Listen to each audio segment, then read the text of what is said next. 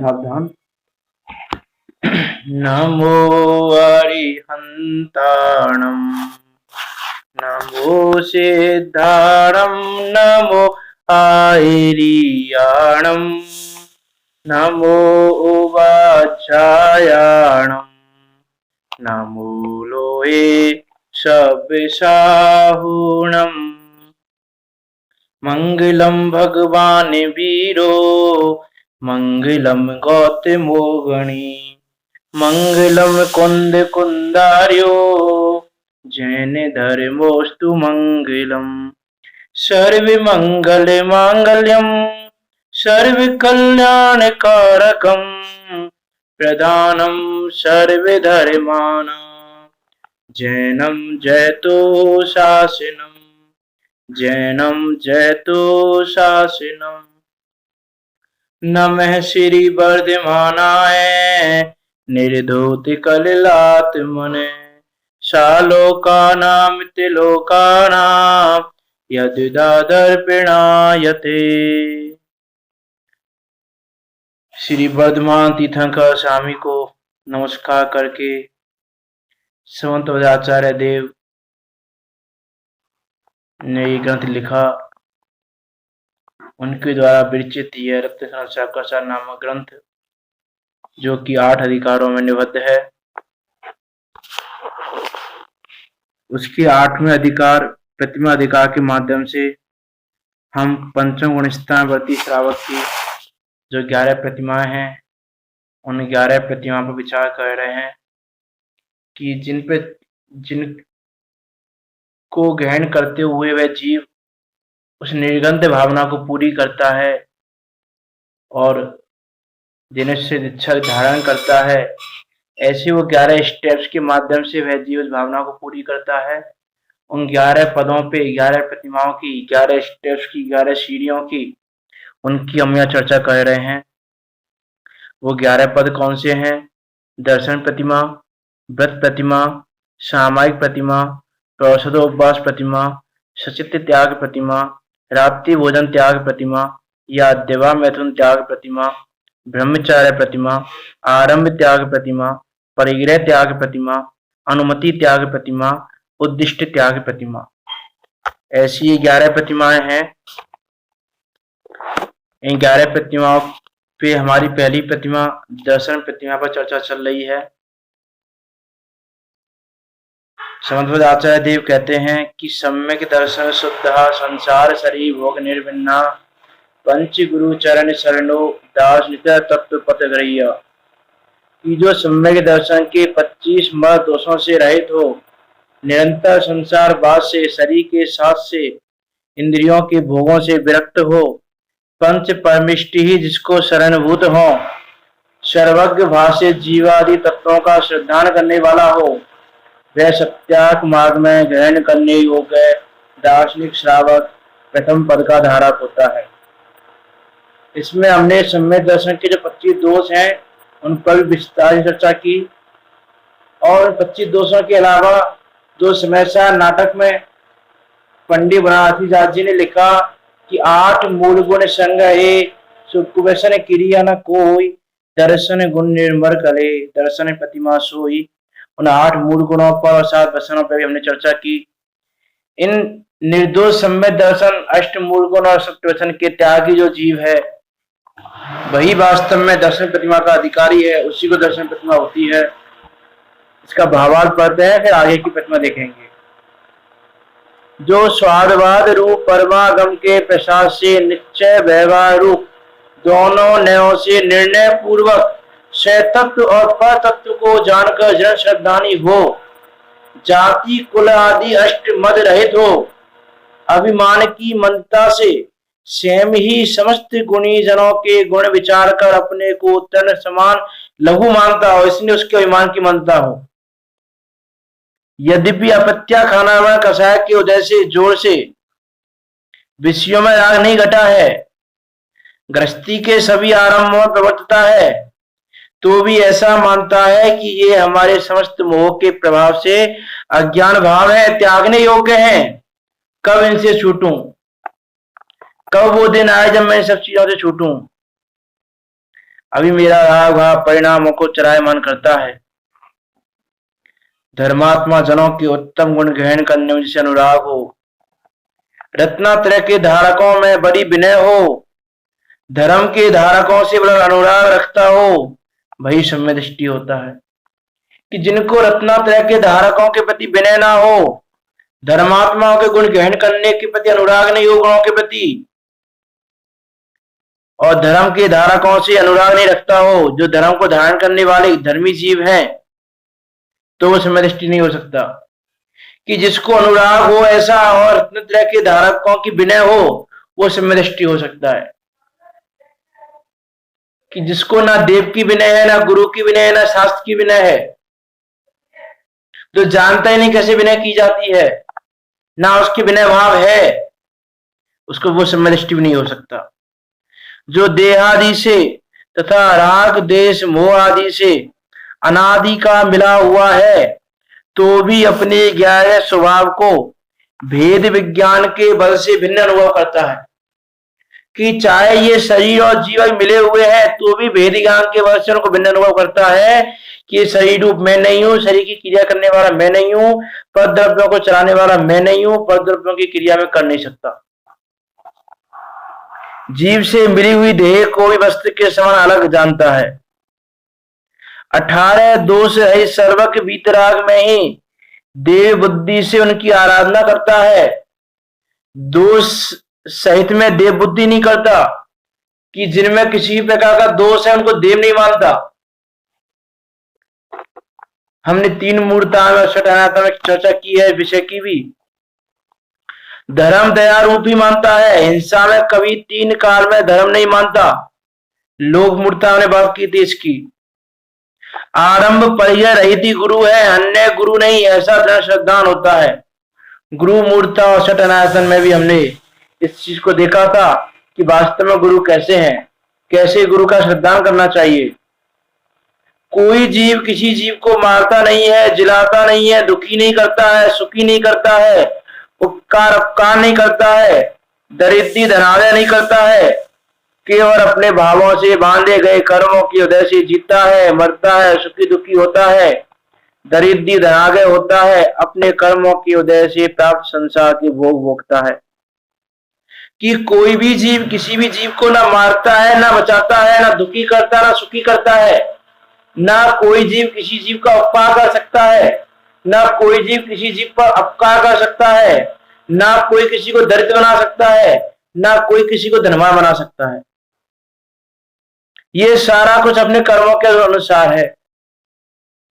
कि ना कोई मार सकता है, ना जिला सकता है, ना सुखी दुखी कर सकता है, कोई उपकार अपकार भी नहीं कर सकता, कोई दरिद्र धनवान भी नहीं बना सकता। पूरा कर्तव्य नष्ट हो जाता है सम्य दृष्टि जीव को। जो दर्शन प्रतिमा का धारी है उसको कर्तव्य नहीं हो सकता।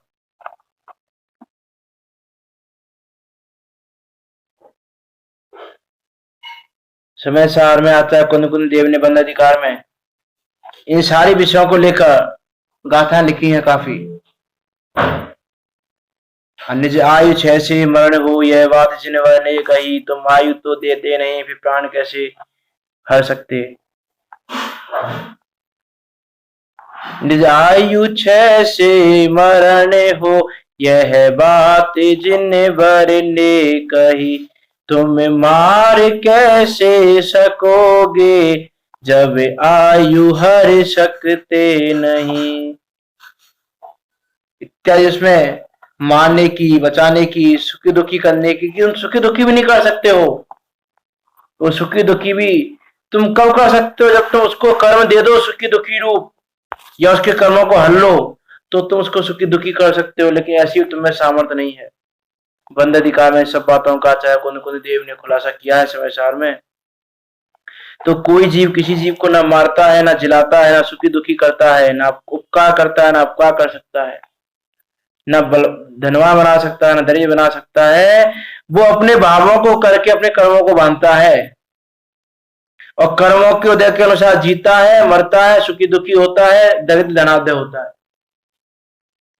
ऐसी बुद्धि उसको होती दर्शन प्रतिमाधारी को।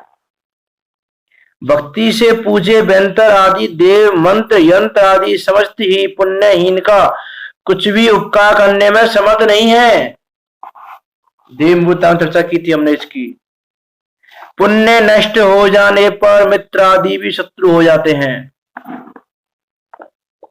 कि जब पुण्य नष्ट हो जाए तो मित्र भी शत्रु हो जाते हैं, कि भाई बंधु भी मरण का कारण बन जाते हैं जब पुण्य नष्ट हो जाता है तो। ऐसी व्यवस्था है। और प्रथम युग में एग्जाम्पल मिलते हैं काफी सारे इसके लिए भी। श्री कृष्ण का ये एग्जाम्पल लें यदि हम,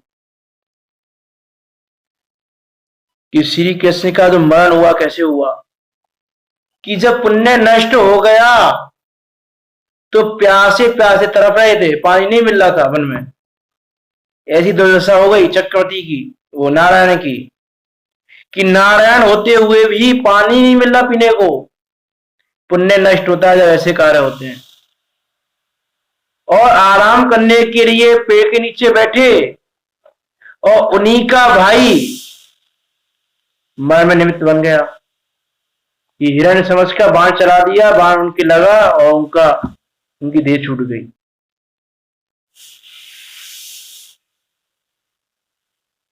विचार करें कि पुण्य नष्ट होने पर मित्र भी शत्रु हो जाते हैं, फिर किससे मित्रता करें किससे शत्रुता करें। पुण्य पाप के प्रबल उदय से माटी धूल भस्म पत्थर आदि देवता के रूप में होकर उपकार अपकार करते हैं। सम्यक दृष्टि के तो ऐसा निश्चय है। कैसा निश्चय है उसके, कि जिस जीव के जिस देश में जिस काल में जिस प्रकार से जन्म मरण लाभ अलाभ सुख दुख होना जिन्हें भगवान ने दिव्य ज्ञान से जाना है, उस जीव के उस देश में उस काल में उसी प्रकार से जन्म मरण लाभ अलाभ सुख दुख नियम से होते हैं। उसे दूर करने को कोई इंद्र हेमिंद्र जिनेन्द्र समर्थ नहीं है।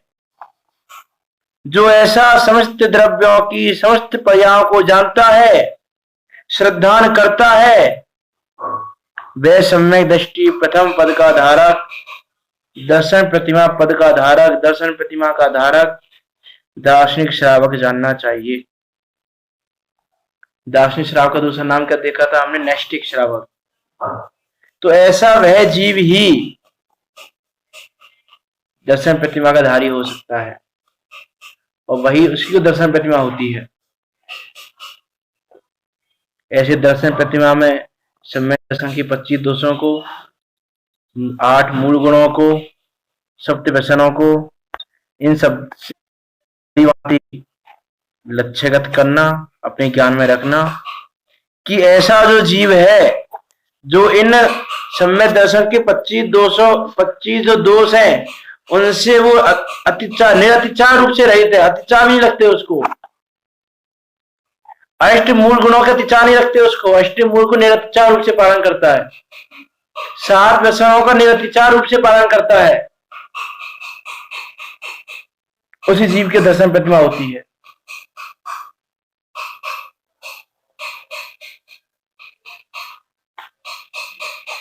जैसे किसी ने मार बच्चन आदि छोड़ दिए हो, मार बच्चन आदि या कोई अनिति वाले कार्य छोड़ दिए हो, लेकिन व्यापार आदि में किसी तरह से प्रवृत्ति हो उसकी, लेकिन दर्शन प्रतिमा वाले की ऐसी प्रवृत्ति भी नहीं हो सकती। इस प्रकार से जानना कि अतिचार का मीनिंग क्या, कि किसी भी प्रकार से वो नष्ट मूल गुणों में 7 व्यसनों में इनमें अतिचार नहीं लगाता, उसको अतिचार नहीं होते, उन अतिचारों से रहित होता है।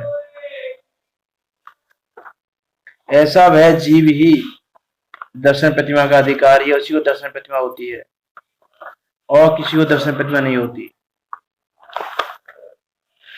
ऐसा जीव ही दर्शन प्रतिमा धारण कर सकता है और उसी जीव के दर्शन प्रतिमा कही गई है, किसी और के दर्शन प्रतिमा नहीं कही गई, उसी दर्शन प्रतिमा कही गई है। तो ऐसे दर्शन प्रतिमा का विचार करना। अब जब आगे चलते हैं दूसरी प्रतिमा पे। दूसरी प्रतिमा कौन सी है? प्रत प्रतिमा। निरति कमानुव्रत पंचमपि शील सप्तम चापि धार्यते निशल्यो योषो व्यतिनो मतो व्यतिकः। कि जो अतिचार रहित 5 अनुव्रत और 7 शील, इन 12 व्रतों को, 7 शील में क्या ले लेना, 3 गुणव्रत और 4 शिक्षाव्रत, इन 12 व्रतों को माया मिथ्या निदान शल्यों से रहित होकर धारण करता है, वह व्रतियों के बीच व्रति गिना जाता है, वह व्रति श्रावक होता है। उसके ही व्रत प्रतिमा कही गई है। किसके? कि जो 5 अनुव्रतों का, 3 गुणव्रतों का, 4 शिक्षाव्रतों का, इनका निरतिचार रूप से पालन करता है, जो इनमें अतिचार भी नहीं लगाता, उस जीव की प्रतिमा कही गई है। और किस प्रकार नहीं लगाता? माया मिथ्या निदान शल्यों से रहित होकर धारण करता है 12 व्रतों को। और ये माया मिथ्या निदान शल्य क्या होते हैं? तो देखो, शल्य किसको कहते हैं हम? शल्य होता है, कांटे को कहते हैं शल्य। कि शरीर में कोई कांटा घुस जाए, जैसे कोई कील घुस जाए, तो शल्य उसको कहते हैं। उससे तो जैसे उससे दर्द वगैरह, उसको भी शल्य कहते हैं, कांटे आदि को भी शल्य कहते हैं। तो जैसे वो शल्य है कि ये शरीर में कोई कांटा या कील घुस जाए तो वो बहुत ज्यादा कष्ट देने वाले हैं, उसी प्रकार कर्म के उदय से जो विकारी भाव हो रहे हैं, उससे जो शारीरिक और मानसिक कष्ट देने वाला है, वो है शल्य। और जो व्रत प्रतिमा का धारी है, उसको ये व्रत निशल्य रूप से होते हैं, कष्टकारी लगते, उसको कष्टकारी लगते हो कि व्रतों का पालन उसको कष्टकारी लगे, निशल्य रूप से रहते हैं। और शल्य कैसे? उसके शल्य के 3 भेद हैं, माया मिथ्यात्व और निदान। लिखा ना कि माया मिथ्या निदान शल्यों से रहित होकर धारण करता है। देखो, माया तो जो मायाचारी है, जो ठगना है, उसको कहते हैं मायाचारी। कि वो मायाचारी पूर्वक व्रतों का पालन नहीं करता, वो मायाचारी रहित होकर व्रतों का पालन करता है, किसी भी प्रकार से उसमें दोष नहीं लगाता, निरतिचार रूप से शल्यों से रहित होकर निशल्य रूप से उनका पालन करता है। और मिथ्यात्व जो देव शास्त्र गुरु है, तत्व है, उनके विषय में उसका श्रद्धा विपरीत ना हो, निर्मल श्रद्धा हो, तो कहते हैं सम्यक। और उस विपरीत श्रद्धा को कहते हैं मिथ्यात्व। जो उस विपरीत श्रद्धा का धारी है,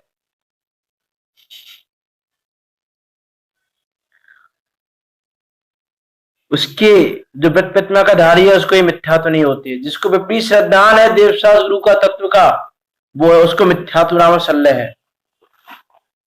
और निदान किसको कहते हैं? कि जो तप संयम आदि के प्रभाव से होने वाली इच्छा है, उसको कहते हैं निदान। कि कोई व्रतों को धारण करता है और व्रतों के धारण करने का फल को चाहे कि इसके मैंने जो संयम धारण किया है, मैंने जो तप किया है, उसके प्रभाव से ये हो जाए, ऐसा कार्य हो जाए, उसको कहते हैं निदान बंध। वो है निदान शल्य। और देखो, ये निदान भी जो है वो प्रशस्त और अप्रशस्त 2 रूपों में होता है। प्रशस्त भी होता है, अप्रशस्त भी होता है।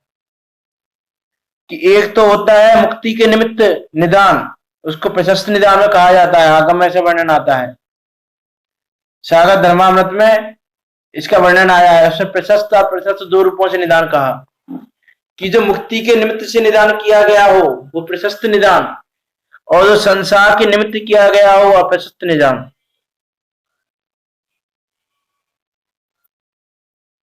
अप्रशस्त निदान, मुक्ति का निदान कैसे? कि कर्म क्षय आदि की इच्छा करना, उसको कहते हैं प्रशस्त निदान। जो कि कर्म, जो कि मुक्ति का निमित्त है। और उच्च जाति कुल पाना या कुछ और तरह की सांसारिक क्रिया में इसका मैं अपमान कर दूं अगले भव में, इसका मैं ऐसा कर दूं अगले भव में ये बन जाऊं, अगले भव में स्वर्ग देवता हो जाऊं, अगले भव में मैं विद्याधर देव हो जाऊं। इस प्रकार का जो निदान है उसको कहते हैं अप्रशस्त निदान, जो कि संसार का निमित्त है। कि जो कर्मों का अभाव करना चाहता है, संसार के दुखों को नाश करना चाहता है, दर्शन ज्ञान रूप बोधि प्राप्त करना चाहता है, समाधि पूर्वक मरण करना चाहता है, केवल ज्ञान की सिद्धि करना चाहता है, उसको कहते हैं प्रशस्त निदान। और जो किसी प्रकार का अच्छा कुल चाहे, अच्छा वैभव चाहे, अच्छी जाति चाहे इत्यादि नई प्रकार के और संसार के हेतुभूत अप्रशस्त निदान है। क्योंकि जो जाति को चाह रहा है, कुल को चाह रहा है, वैभव को चाह रहा है, वो संसार के बिना नहीं होते, इसलिए वो संसार को ही चाह रहा है, इसलिए कहा जाता है कि वो संसार के हेतु निदान बंद है, इसलिए उसका अप्रशस्त निदान कहा है। और देखो अप्रशस्त निदान को भी कोई तो जीव भोगों के लिए या लोक के लिए करता है और कोई मान का सैक्रिफाइस करने के लिए। और इसके आगे बहुत सारे उदाहरण भी आते हैं निदान के। जैसे भगवान महावीर के जीव ने ही पूर्व में एक बार दीक्षा तो धारण कर ली, तप आदि में अपने शरीर को कृश भी किया, और उसी वक्त का उनका एक कजिन ब्रदर, एक चचेरा भाई, वो उनका मजाक उड़ाता है कि कहाँ गया तेरा वो बल कि तूने मुझे उखाड़ फेंका था, तूने मुझे उछाल के फेंका था, कहाँ गया तेरा वो बल, कहाँ है ये बल, ऐसा करके उसने अपमान किया काफी तरह से। तो उसी समय उन्होंने निदान कर लिया कि अगले भव में मैं तेरी मृत्यु का कारण बनूंगा, कि मुझे ऐसी पर्याय मिले कि मैं तेरी मृत्यु का कारण बनूं, मैं बलशाली होकर तेरी मृत्यु का कारण बनूं। ये क्या है? मान की पुष्टि के लिए, कि उसने अपने मान की पुष्टि के लिए निदान बंद कर लिया। उसके कारण फिर वो नारायण बने आगे, और फिर नारायण बन के उनका वो भाई प्रतिनारायण बना, और नारायण ने प्रतिनारायण को मारा और फिर नरक आदि में गए। इस प्रकार की दुर्गतियां होती हैं। और भोग आदि के लिए इसके भी प्रथम बहुत सारे एग्जाम्पल मिलते हैं कि ऊपर से स्वर्गों के देव जा रहे हैं, उनको देखकर किसी ने विचार किया कि मेरे तप का प्रभाव ऐसा हो कि मैं इस विमान में जाकर उत्पन्न हूं, मैं विद्यालय देव बन जाऊं, इत्यादि अनेक प्रकार के एग्जाम्पल कथाएं प्रतिमानियों में भरी पड़ी हैं। तो ये है भोगों के लिए निदान बंद, जो कि अप्रशस्त है। और ये निदान जितने भी हैं, ये सारे निदान संसार में भटकाने वाले हैं। जो मुक्ति की इच्छा वाली बात है, प्रशस्त निदान है, वो भी संसार में अटकाने वाला है, क्योंकि मोक्ष की अभिलाषा भी मोक्ष में रुकावट पैदा करती है। अभिलाषा रहित होकर, निश्चल्य होकर, शल्यों से रहित होकर अपनी शुद्धात्मा की भावना मानी चाहिए।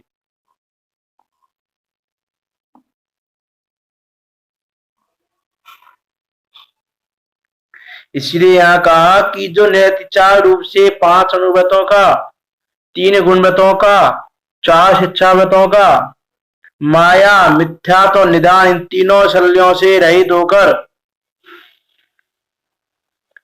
इन व्रतों को धारण करता है, उस जी की व्रत प्रतिमा होती है।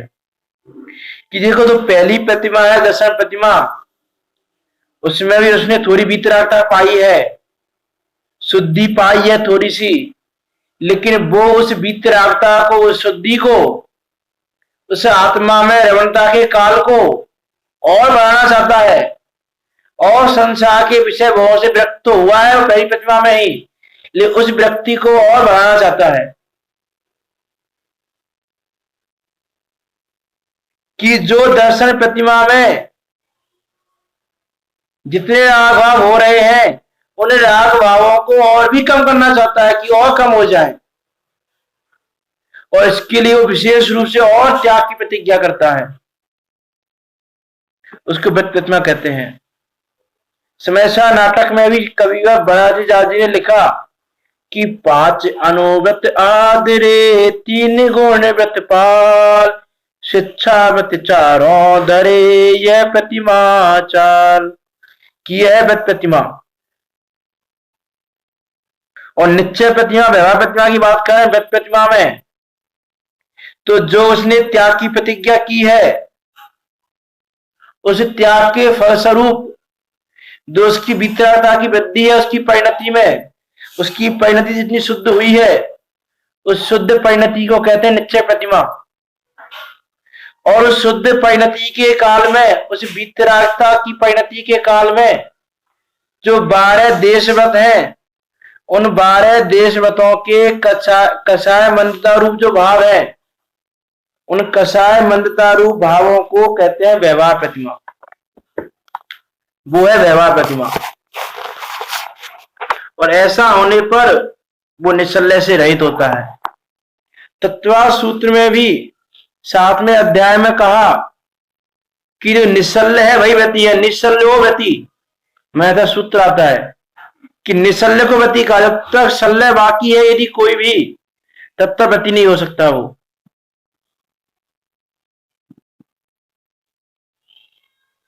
कि यदि उसके पास में शल्य है, अभी किसी भी प्रकार का शल्य विद्यमान है, तो व्रती नहीं है। इसलिए व्रती होने के लिए शल्यों का अभाव आवश्यक है।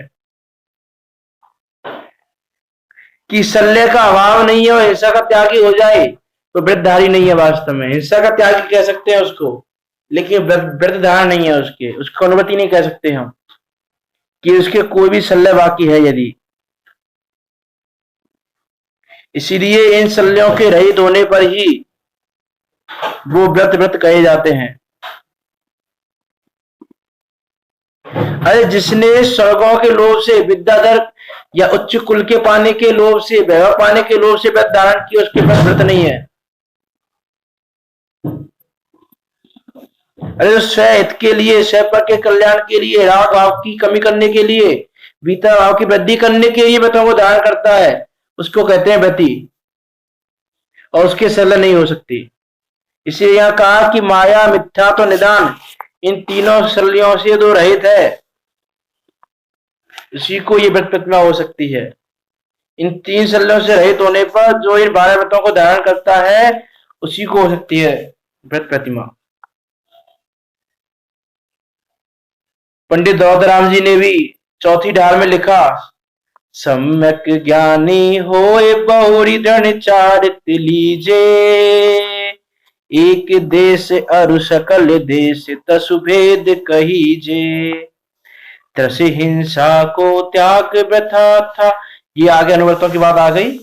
तो सम्यक ज्ञानी होए बहुरी दृढ़ चारित लीजे, कि वह जीव सम्यक ज्ञानी हो गया, उसका सम्यक दर्शन शुद्ध हो गया दर्शन प्रतिमा में, निर्दोष सम्यक दर्शन है उसको, सम्यक दर्शन के सभी दोषों से वो रहित है। ऐसा वह जीव उस चारित्र को और दृढ़ करना चाहता है कि जो उसका सम्यक चारित्र भी दर्शन प्रतिमा में है, वो चारित्र उसका और दृढ़ हो जाए और मजबूत हो जाए। उसको और मजबूत करने के लिए वो इनका त्याग करता है, एक देश और सकल देश। एक देश त्याग करता है, उसको अनुव्रत रहते हैं, और सकल देश त्याग करता है, उसको महाव्रत होते हैं। तो महाव्रत का तो हमको चर्चा नहीं करनी है, चर्चा करनी है एक देश व्रतों के त्याग की, कि जो अनुव्रतों के धारी हैं, गुणव्रत शिक्षाव्रत के धारी हैं।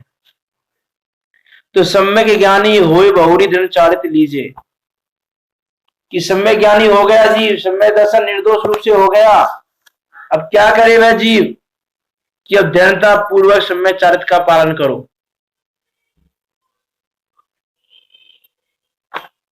इसलिए उसके चारित्र के 2 भेद कहे जाते हैं, देश चारित्र और सकल चारित्र।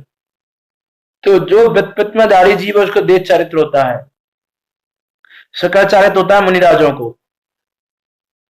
अब देश चारित्र किसे कहते हैं कि जो सम्यक दृष्टि जीव है, उसके जो अप्रत्याखारात्मा कषाय है, उसका क्षयवशम होने पर उसके हिंसा आदि 5 पापों का एक देश त्याग होना, उसका नाम देश चरित्र है।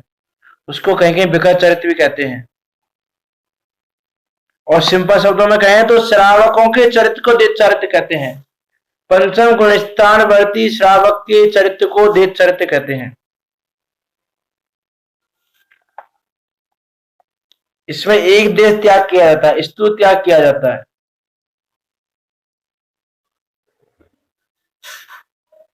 उसको कहते हैं हम देह चारित्र। तो वह जीव जो प्रतिमा धारण करने वाला है उसके इनका त्याग होना चाहिए, तो शल्य नहीं होना चाहिए। अब देखो यहां कहा कि शल्य से रहित जीव को प्रतिमा हो सकती है। अब जिसको शल्य है, किसी भी प्रकार का लोभ है उसको कि कोई जीव ने व्रत प्रतिमा धारण कर ली कि मैं तो दो प्रतिमा का धारी हूं, और चाहता क्या है कि मुझे लोगों से यश मिले, लोग मेरा सम्मान करें, लोग मुझे माने, लोग मेरी बड़ाई करें, लोग मेरी सेवा करें। ये तो नॉर्मल बात जो मैं बता रहा हूं, बड़े बड़े भोगों की बात की इच्छा तो अलग बात है। ये इच्छाएं करना भी तो उसको भी शल्य है, वो भी निशल्य नहीं है।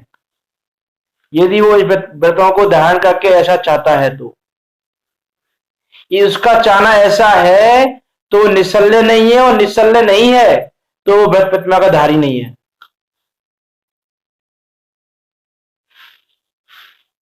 इसे विचार करें हम कि व्रत प्रतिमा का धारी जीव कैसा होता है। अभी हम व्रतों की चर्चा करेंगे, अभी हम अनुव्रतों की चर्चा, गुणव्रतों की चर्चा, शिष्टाव्रतों की चर्चा, तो उससे और विशेष ख्याल में आएगा। तो जो अतिचार रहित इन 5 अनुव्रतों का, 7 शील व्रतों का, गुणव्रतों को, शिष्टाव्रतों को मिलाकर शील व्रत कहा जाता है। तो ऐसे शील व्रतों का, ऐसे 5 अनुव्रत, 3 गुणव्रत और 4 शिष्टाव्रत, ऐसे ही तो 12 व्रत हैं। इनका माया मिथ्या निदान शल्यों से रहित होकर जो धारण करता है वह व्रतियों के बीच व्रती श्रावक गिना जाता है। उसको कहा जाता है कि व्रती श्रावक है, कि यह व्रत प्रतिमा का धारी श्रावक है, उसको कहा जाएगा, किसी और को नहीं कहा जाएगा। तो इससे पहचान करनी कि कौन सा जीव है जो व्रत प्रतिमा का धारी है। कोई कहे कि मुझे 2 प्रतिमा है, मैं 3 प्रतिमा धारी हूं, 4 प्रतिमा धारी हूं, तो उनके परिणामों की संभाल करना, उनके परिणामों का विचार करना, किसके परिणाम कैसे हैं। कि कोई एक प्रतिमा का धारी है तो उसके परिणाम दर्शन प्रतिमा के योग्य हैं कि नहीं है। यदि उसके परिणाम दर्शन प्रतिमा के योग्य नहीं है तो वो वास्तव में प्रतिमाधारी नहीं है। जो सम्यक दर्शन में दोष लगाता है, जिसको लोक मूर्ता है, देव मूर्ता है, गुरु मूर्ता हो, छठ अनायतनों में किसी की सेवा करता हो, शंका कांसा दोष लगाता हो, मद हो किसी प्रकार का, उसको कैसी प्रतिमा हो सकती है? उसको पहली प्रतिमा नहीं हो सकती, तो दूसरी प्रतिमा की तो बात ही नहीं है। ऐसा हो सकता है क्या कि वो व्रतों का पालन कर ले, व्रत प्रतिमा धारण कर ले और सम्य दर्शन निर्दोष ना हो उसका? कि ऐसा नहीं हो सकता, क्योंकि सौंदर्य आचार्य देव ने पहले ही कहा है कि ऐसा नहीं होता। देखो ऊपर के पहले इसमें 136 नंबर की गाथा में उसके अर्थ में लिखा है कि जो ऊपर के पद का आचरण करेगा उसके पिछले पद का समस्त व्रत नियम आदि का आचरण धारण रहेगा। ऐसा नहीं होता कि ऊपर के पद के व्रत नियम तो धारण कर लिए और नीचे के पद के है ही नहीं, छोड़ दिए, तो उसको प्रतिमा नहीं हो सकती। कि यदि जिसने व्रत प्रतिमा को धारण किया है उसको दर्शन प्रतिमा की शर्त उस पर पूरी होनी चाहिए। यदि दर्शन प्रतिमा की शर्त पूरी नहीं हो रही है तो व्रत प्रतिमा का धारी वो किसी भी प्रकार से नहीं हो सकता।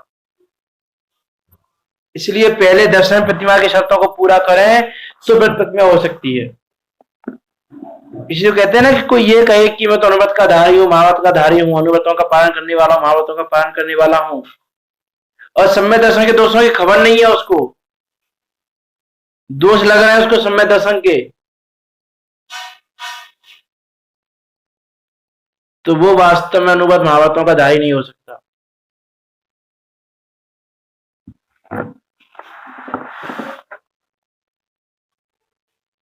जिसके शल्य आदि बाकी हो, जो निशल्य ना हो, उसको व्रत प्रतिमा भी नहीं हो सकती, तो ना उसको अनुव्रत हो सकते हैं ना उसको महाव्रत हो सकते हैं, यदि वो निश्चल्य नहीं है तो। ये किसी भी प्रकार के उसको शल्य विद्यमान है तो ना तो अनुव्रती है ना वो महाव्रती है। महाव्रती कहलाता है तो कहलाए, लेकिन महाव्रती है नहीं। लोग चाहे महाव्रती कहें लोक मूर्ता में आकर, देव मूर्ता में आकर, गुरु मूर्ता में आकर, लेकिन जो निश्चल्य नहीं है उसको अनुव्रत भी नहीं है, महाव्रत भी। अनुव्रती नहीं है तो महाव्रत तो दूर की बात है। जिसको एक देह त्यागी नहीं है उसको सकल देह त्याग की तो बात ही क्या करना। तो ऐसा वह निश्चल्य से रहित जीव ही इन 12 व्रतों का पालन करता है। ये 12 व्रतों में 5 तो है अनुव्रत, 3 है गुणव्रत और 4 है शिक्षा व्रत। तो 5 अनुव्रत कौन कौन से हैं? जो हिंसा आदि 5 पाप हैं उनका एक देह त्याग करने पर ये 5 अनुव्रत प्रकट होते हैं। अहिंसा अनुव्रत, सत्यानुव्रत, अचौर्य अनुव्रत, ब्रह्मचार्य अनुव्रत और परिग्रह परिमाण अनुव्रत। ये 5 अनुव्रत है। अनुव्रत किसको कहते हैं? तो हिंसा आदि 5 पाप हैं, उन 5 पापों का स्थूल रूप से त्याग होना, स्थूल रूप से उनका त्याग कर देना, उसका नाम है 5 अनुव्रत। और 3 गुणव्रत कौन से हैं? कि देखो 3 गुणव्रत में आते हैं दिग्व्रत, देशव्रत, अनर्थ दंडव्रत। और गुणव्रत किसे कहते हैं? कि जो अनुव्रतों में वृद्धि करे, अनुव्रतों का उपकार करे, वृद्धि करे। गुणव्रत, गुणों में वृद्धि करने का नाम है गुणव्रत। जो अनुव्रत आदि धारण किए हैं, उन अनुव्रत आदि जो धारण किए हैं उनमें भी वृद्धि होनी, वृद्धि करने के लिए गुणव्रतों को धारण किया जाता है। और जिसको अनुव्रत का ही ध्यान नहीं है, अनुव्रत का ही जिसको होश ना हो, उसके फिर ये आगे के तो कहां से होंगे। इस प्रकार 3 गुणव्रतों को जानना, इनकी चर्चा हम करेंगे विस्तार से कल से। और शिक्षा व्रत, 4 शिक्षा व्रत हैं। शिक्षा व्रत किसको कहते हैं? देखो नाम में ही है, जैसे अनुव्रत की अनुव्रत है उसको मीन स्थूल रूप से त्याग है उसको, है ना। अणु क्या होता है? बड़ा होता है, परमाणु छोटा होता है ना। तो ये सबसे याद रख सकते हैं हम। तो उसको स्थूल त्याग है, सूक्ष्म त्याग नहीं है अभी। और गुणव्रत की जो गुणों में वृद्धि करे उसको कहते हैं गुणव्रत। और शिक्षा व्रत की जो मुनि धर्म के पालन करने की शिक्षा दे, जो जिन व्रतों को पालन करने की, मुनि धर्म पालन करने की शिक्षा देता हो उसको कहते हैं शिक्षा व्रत। और 4 शिक्षा व्रत कौन कौन से हैं? सामायिक, औषधोपवास, भोगोपभोग परिमाण और अतिथि संविभाग। ये 4 शिक्षा व्रत हैं। तो ये 5 अनुव्रत, 3 गुणव्रत और 4 शिक्षा व्रत, इन 12 व्रतों का शल्य रहित होकर पालन करना आवश्यक है। कि जो जीव इन 12 व्रतों का शल्य रहित होकर पालन करता है उसी जीव के व्रत प्रतिमा हो सकती है। तो आप सब दर्शन प्रतिमा का भी स्वरूप भलीभांति ख्याल में रखें, उसको भलीभांति समझें। और दर्शन प्रतिमा में जितनी हमने चर्चा की है, उस चर्चा में यदि कहीं पर कुछ भी शंका हो, कहीं कैसा भी डाउट हो, देखो ये 11 प्रतिमा का जो विषय है उसमें ये शंका नहीं आ रही है वास्तव में, तो वास्तव में आप अपने उपयोग से नहीं समझ रहे हो। तो इसीलिए उसमें जो भी शंका आपको हो उसको आप पूछ सकते हैं, ग्रुप में पूछ सकते हैं, यहाँ पूछ सकते हैं। तो इस प्रकार दर्शन प्रतिमा का स्वरूप भलीभांति ख्याल में रखें। और व्रत प्रतिमा की जितनी बात की है उन शल्य आदि को भी यथासंभव ख्याल में रखें कि शल्य आदि क्रिया कैसी है, उन सब बातों का व्यवस्थित रूप से ध्यान रखें। बाकी अनुव्रतों की, गुणव्रतों की, शिक्षाव्रतों की, इन 12 व्रतों की चर्चा हम करेंगे विस्तार से। तो ये व्रत क्या है, कैसे हैं, क्या क्या स्वरूप है, इनमें क्या अतिचार लगते हैं, क्या क्या अतिचार कैसे लग जाते हैं जीव के, उन सब बातों पर चर्चा करेंगे विस्तार से। आप सब इन प्रतिमाओं का स्वरूप समझते हुए इन प्रतिमाओं को धारण करने की भावना बनाएं, और इन प्रतिमाओं को धारण करते हुए तो निर्गंध भावना को भाएं कि संत साधु बन के विचरूं भय घड़ी कब आएगी। निर्गंधता की भावना अब हो सफल मेरी, बीते हो आराधना में हर घड़ी मेरी। ऐसा हमको प्रत्येक समय विचार होना चाहिए। निर्ग्रंथता की भावना अब हो सफल मेरी, बीते अहो आराधना में हरे घड़ी मेरी, बीते अहो आराधना में हरे घड़ी मेरी। इस प्रकार प्रत्येक समय ऐसा चिंतन करते हुए हम अपने पुरुषार्थ को उग्र करें, समता भाव धारण करते हुए सत्यान्त तत्व को जानें और मोक्ष मार्ग में आगे बढ़ें। इसी मंगल भावना के साथ अभी की वाणी को विराम देते हैं। जिनवाणी स्तुति। निज निधि निज में बताई, यह अनंत उपकार है, उसके लिए जिन वाणी माँ को वंदना सतबार है, माँ वंदना सतबार है, माँ वंदना सतबार है। कल आपसे हम सम्यक दर्शन के